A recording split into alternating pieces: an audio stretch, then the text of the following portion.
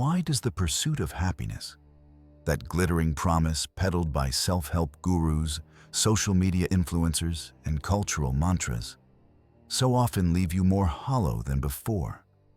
Why, when you chase joy through achievements, relationships, or fleeting pleasures, do you find yourself trapped in a cycle of brief highs followed by a gnawing, unshakable discontent? Arthur Schopenhauer, the 19th century philosopher who gazed unflinchingly into the abyss of human existence, saw this paradox with piercing clarity. He argued that happiness is not a destination you can reach, but a cruel mirage, born of the relentless will that drives all life, a blind, insatiable force that ensures desire's hunger is never sated. To chase happiness is to invite misery, as each fulfilled want only births a new one, leaving you restless and unfulfilled. Today, we embark on a profound odyssey through Schopenhauer's lens to unravel why the pursuit of happiness is making you miserable. We'll explore 4 pillars that expose the illusions fueling this doomed chase, then forge 4 tactics to transcend it, finding meaning not in fleeting joys, but in embracing the raw truths of existence. This is not a descent into despair, but a map to navigate the human condition with wisdom, resilience, and purpose. Prepare yourself. Schopenhauer's insights demand courage to confront the void beneath your desires and sculpt a life beyond the illusion of happiness. The first illusion is that happiness is a lasting state you can seize and hold, a myth Schopenhauer dismantles with his concept of the will. He saw life as driven by a primal, insatiable force, the will to live, that manifests as endless desires, from wealth to love to status. Fulfilling one desire brings only a fleeting moment of satisfaction before a new want emerges, keeping happiness just out of reach. Modern psychology, through Daniel Kahneman's work on the hedonic treadmill, confirms this. Pleasures, whether a new car or a promotion, fade quickly, returning you to a baseline of discontent as the brain resets its expectations. Neuroscience, like Helen Fisher's research on dopamine, reveals why. The brain's reward system drives you to seek rewards, but their joy is short-lived, sparking new cravings. In ancient Greece, King Midas fell into this trap, his wish for a golden touch granting him the wealth he thought would bring happiness. Yet, his golden food, drink, and even his daughter turned to lifeless metal, revealing desire's curse, a happiness that destroys itself.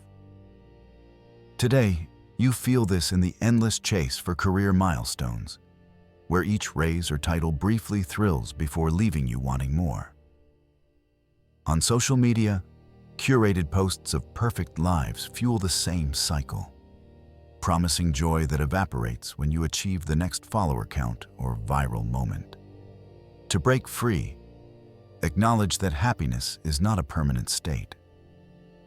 List your recent pursuits, like a new gadget or relationship, and note how they left you restless.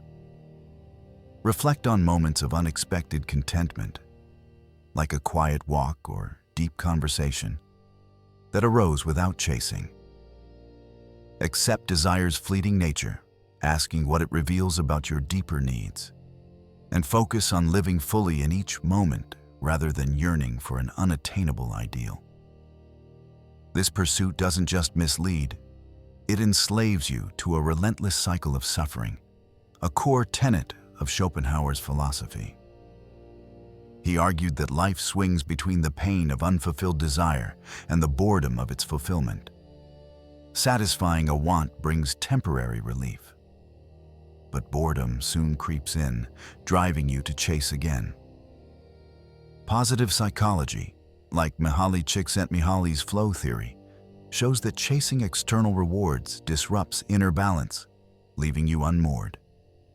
Joseph Ledoux's neuroscience research reveals that unfulfilled desires keep the brain's stress circuits active, amplifying anxiety and misery. In Hindu mythology, Ravana, the demon king of the Ramayana, embodies this trap. His insatiable desire for power and Sita led to endless conquests, yet each victory only deepened his torment, culminating in his destruction. In modern life, you see this in the compulsive scroll through social media, comparing your life to others' highlight reels, or in consumerism, where new purchases, phones, clothes, vacations, lose their shine in days, leaving you bored or craving the next thrill. To escape, track when you're caught in this cycle. Journal moments when craving or boredom dominates, like after a big purchase or a long Netflix binge. Shift to activities that absorb you fully, like painting, writing, or helping others, which offer meaning without the chase. Practice mindfulness to sit with discomfort, whether it's the ache of want or the emptiness of boredom. Training yourself to observe these feelings without rushing to fill them with the next fleeting high. The pursuit of happiness is also a cultural trap, woven by society's promise that joy is your birthright. A delusion Schopenhauer saw as a cruel lie. He argued that the will's endless striving is universal, not a personal failing. Yet modern culture sells happiness as an achievable goal tied to wealth, beauty, or success. Michel Foucault's work on cultural narrative supports this, showing how media and advertising shape our desires, convincing us that happiness lies in the next product or lifestyle. Lisa Feldman Barrett's neuroscience research reveals that emotions, including the idea of happiness, are constructed from social cues, meaning your pursuit is often a script, not a truth. In the 18th century, Voltaire's Candide skewers this optimism, as its hero chases a perfect life through wealth, love, and adventure, only to face relentless suffering, learning that happiness is a false promise sold by society's optimists.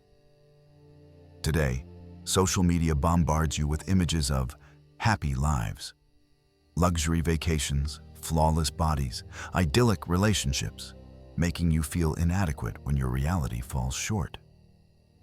In careers, the pressure to love what you do breeds guilt when your job feels unfulfilling, as if you've failed to unlock happiness's secret.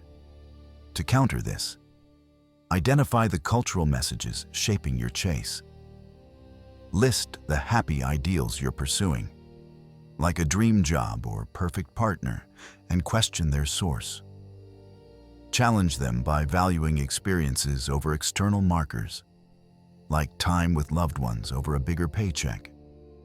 And seek communities that prioritize meaning, authenticity, or growth over superficial joy, like book clubs or volunteer groups that value substance over image. Clinging to happiness as a goal also makes you fragile, crumbling under life's inevitable suffering. Schopenhauer taught that suffering is the essence of existence, and chasing happiness sets you up for devastation when pain, loss, failure, rejection arrives.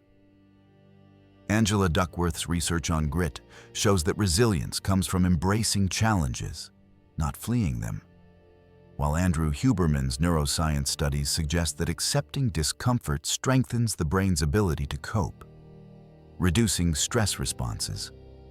In Buddhist mythology, Siddhartha Gautama, before becoming the Buddha, chased happiness through princely pleasures and extreme asceticism, only to find both paths empty.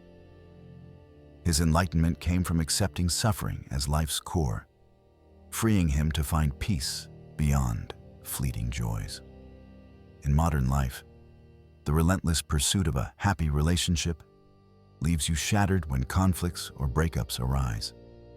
On social media, curating a joyful persona, smiling selfies, upbeat captions, amplifies fragility when likes dwindle or criticism stings, exposing the gap between image and reality.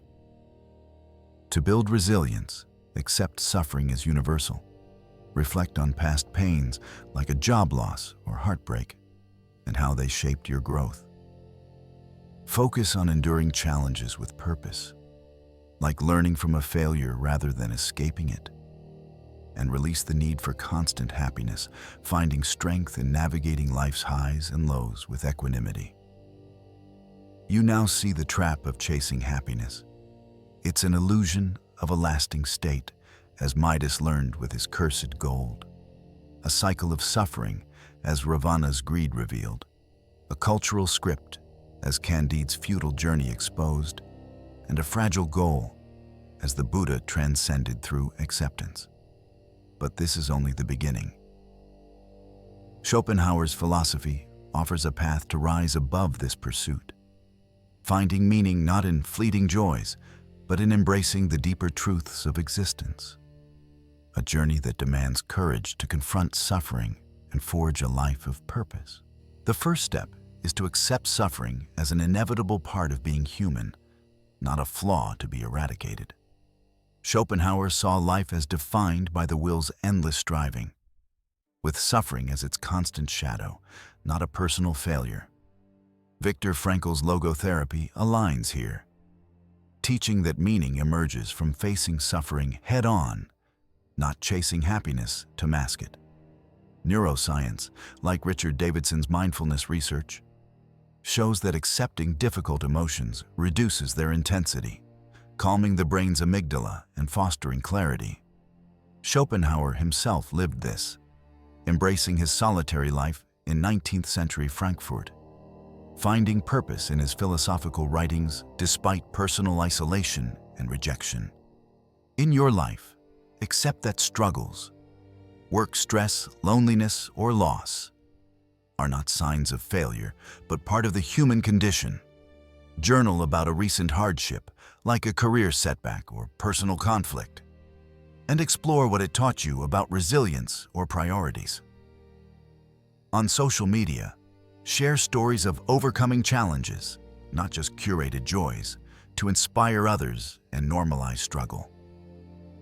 Meditate daily on suffering's role in your growth, asking what lessons it offers, perhaps patience or empathy, and focus on actions that align with your deeper values, like helping a friend or pursuing a meaningful project, rather than chasing fleeting pleasure. Next, cultivate meaning through deep engagement with life, not the pursuit of joy.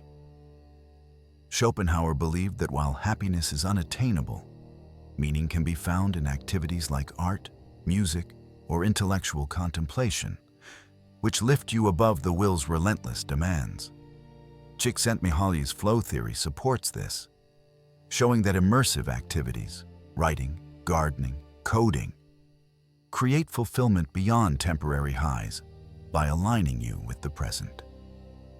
Norman Doidge's neuroplasticity research confirms that engaging in such tasks rewires the brain for resilience, strengthening neural pathways tied to purpose. In Greek mythology, Orpheus channels his grief over Eurydice's death into his lyre, creating music so profound it moves gods and mortals, transcending his pain through art. In your life, immerse yourself in activities that captivate you fully.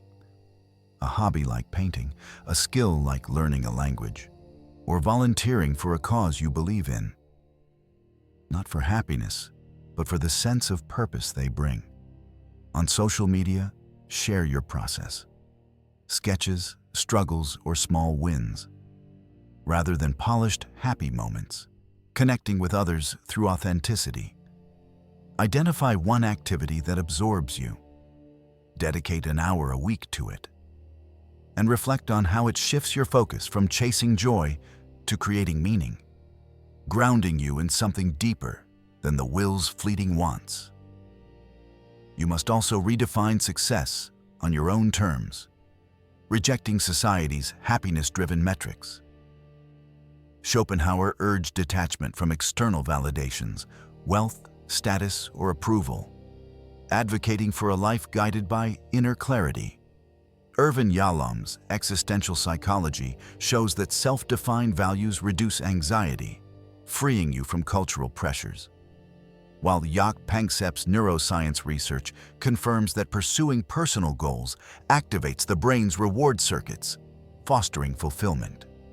In the 20th century, Virginia Woolf defied societal expectations of happiness as a proper woman, finding meaning in her literary creations like To the Lighthouse, despite personal struggles with mental health and social norms. In your career, measure success by how your work aligns with your values, creativity, impact, or integrity, rather than titles, salaries, or societal applause. On social media, post content that reflects your unique purpose, like a project you're passionate about, rather than chasing likes with trendy aesthetics. Write 3 personal definitions of success, perhaps building meaningful relationships, mastering a craft, or contributing to your community. And act on one by taking a concrete step, like starting a side project. Distance yourself from influences, ads, influencers, or even well-meaning friends that tie success to happiness, seeking instead those who value depth and authenticity. Finally, embrace detachment to find peace beyond the will's relentless grasp. Schopenhauer saw liberation in aesthetic contemplation, art, nature, music, and ascetic practices, which quiet the will's demands by fostering a state of serene observation. Barbara Fredrickson's positive psychology shows that mindfulness and detachment build resilience by creating emotional space, while Andrew Huberman's research suggests meditative practices reduce amygdala reactivity, easing the pull of desire. In Indian mythology, the sage Yajnavalkya in the Upanishads achieves peace by renouncing material desires, finding truth in detachment from the world's fleeting promises. In your life, practice detachment by stepping back from the need for constant achievement. Try a day without checking social media, responding to work emails, or chasing goals. On social media, share reflections on moments of calm, like a quiet walk or a meditative insight, to inspire others to find peace amid chaos. Practice 10 minutes of daily mindfulness, observing your desires without acting on them, and reflect on how this creates space for clarity, perhaps a new perspective on a problem. Engage in contemplative activities like reading philosophy, listening to music, or walking in nature, allowing yourself to transcend the pursuit of happiness and find a deeper calm. You now hold Schopenhauer's map to escape the misery of chasing happiness. It's an illusion of a lasting state, as Midas learned with his golden curse. A cycle of suffering, as Ravana's greed revealed. A cultural trap, as Candide's futile optimism exposed. And a fragile goal, as the Buddha transcended through acceptance. Through Schopenhauer's tactics, you can accept suffering, as he did in his solitary philosophy. Cultivate meaning, like Orpheus's transcendent music. Redefine success, like Woolf's defiant art, and embrace detachment, like Yajnavalkya's serene wisdom. These 8 principles weave a system, a diagnosis of the pursuit's futility and a path to rise above it with purpose. But a solemn warning. This knowledge is a heavy truth, capable of freeing you or weighing you down if misunderstood. Use it to confront suffering, forge meaning, and live with resilience. True fulfillment lies not in grasping happiness, but in embracing life's deeper currents, where purpose outshines fleeting joy. In the comments, share which of these principles feels hardest to apply and why. If this journey through Schopenhauer's wisdom resonates, subscribe to keep exploring the human condition's depths. And if this truth sparks something in you, your like signals it must reach more minds.